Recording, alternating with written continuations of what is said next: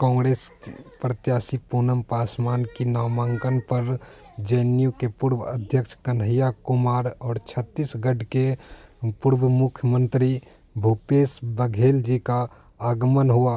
वहीं कांग्रेस कार्यकर्ताओं ने गुलदस्ता देकर दोनों का भव्य स्वागत किया और जमकर नारेबाजी किया।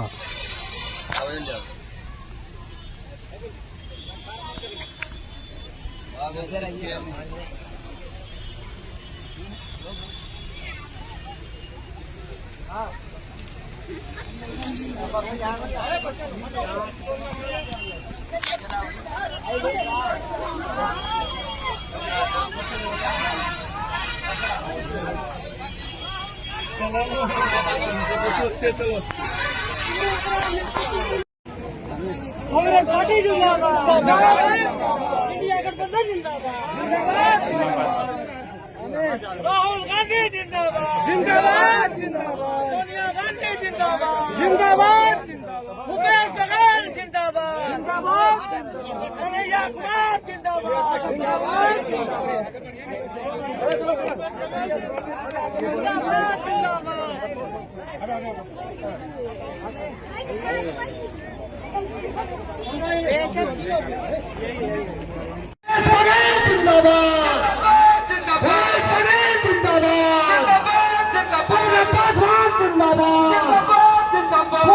एक बार जब हम कुदाल चलाते हैं उससे खेत तैयार होता है और एक एक बीज के डालने से जो है फसल तैयार होती है।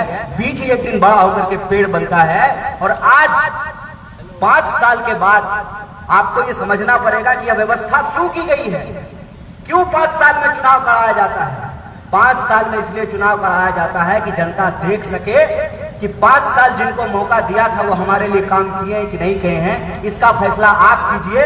जिसको आप 5 साल का मौका दिए हैं वो आपके सुख दुख में खड़ा रहा है, आपके हक अधिकार को पूरा किया है। इससे पहले आपको 10,000 मिला, सिलेंडर 500 में मिल रहा है, बिजली फ्री हुई थी, अस्पताल में इलाज हो रहा है।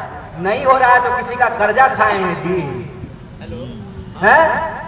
अपना मेहनत से कमाते खाते हैं, जीते हैं, अपने हक अधिकार से जीते हैं। आपका वोट का अधिकार आपका अधिकार है, इसीलिए आपके अधिकार को पहले चुराते हैं फिर खरीदने की कोशिश करते हैं। आप फैसला कीजिए।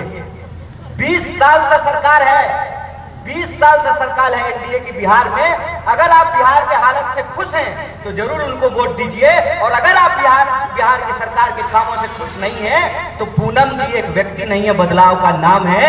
एक एक ईंट जोड़ने से जैसे मकान बनता है, एक एक एमएलए को जिताने से सरकार बनता है। और अगर हमारी सरकार बनेगी, जो तीसरी बात कहना चाहते हैं आपसे, अगर हमारी सरकार बनेगी तो ये सरकार जनता के लिए उत्तरदायी सरकार होगी। यह सरकार अदानी के लिए उत्तरदायी सरकार नहीं होगी। गंगा जी के उस पार, कोसी के उस पार, पीपर पैंती भागलपुर में 1 रुपये प्रति एकड़ में अदानी को जमीन दे दिया गया है।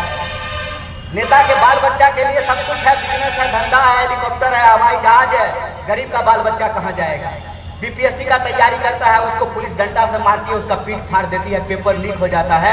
अस्पतालों में जो है दवाइयां नहीं मिल रही है, लोगों को नौकरियां नहीं मिल रही है, महिलाएं सुरक्षित नहीं है, किसान को उनके फसल का दाम नहीं मिलता है, मखाना का सही से दाम नहीं मिलता है, मछली मारने वाले को मछली का दाम नहीं मिलता है। बिहार की स्थिति के लिए कौन जिम्मेवार है? अभी दीपावली और छठ आएगा, ट्रेन से भर भर के लोग पूरे देश से बिहार आएंगे और इसी तरह से दीपावली छठ के बाद ट्रेन में भर भर के लोग बाहर करके जाएंगे। अपना घर बार छोड़ करके लोग बाहर जाते हैं, उसके लिए कौन जिम्मेवार है? हम कहते हैं यह सरकार सूट बूट की सरकार है, यह सरकार अमीरों की सरकार, यह सरकार अदानी की सरकार है। अगर जनता की सरकार बनाना चाहते हैं तो आपको महागठबंधन को सपोर्ट करना पड़ेगा, महागठबंधन को अपना वोट देना पड़ेगा।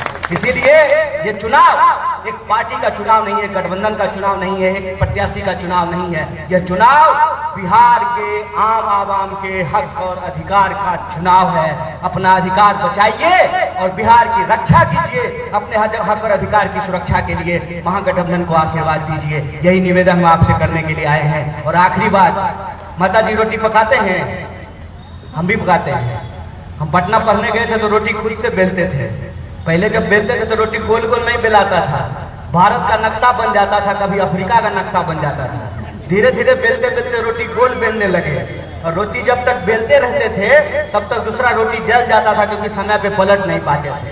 धीरे धीरे जो है ना पकाते पकाते जो है अभ्यास हो गया। इधर रोटी बेलते भी रहते थे एक हाथ से, दूसरे हाथ से रोटी पलट भी देते थे तो रोटी जलना बंद हो गया। आप बताइए, समय पर रोटी नहीं पलटिएगा तो रोटी जलेगा ना? और जली हुई रोटी फूलती है क्या? और बिना फूला हुआ रोटी खाने में अच्छा लगता है क्या? तो 20 साल से जो है आप रोटी पलट नहीं रहे हैं। मौका आ गया है, जो आपका वोट लेकर के पलट जाते हैं आप उनको इस बार पलट दीजिए। रोटी पलटने का वक्त है, बीच सरकार की सरकार को बदलने का वक्त है। और हमको उम्मीद है पूनम जी यह सरकार भी बदलेगी और आप कोढ़ा की जनता का जैसे सेवा किए थे वैसे ही जनता का आप सेवा करेंगे। बहुत बहुत शुक्रिया, बहुत बहुत धन्यवाद।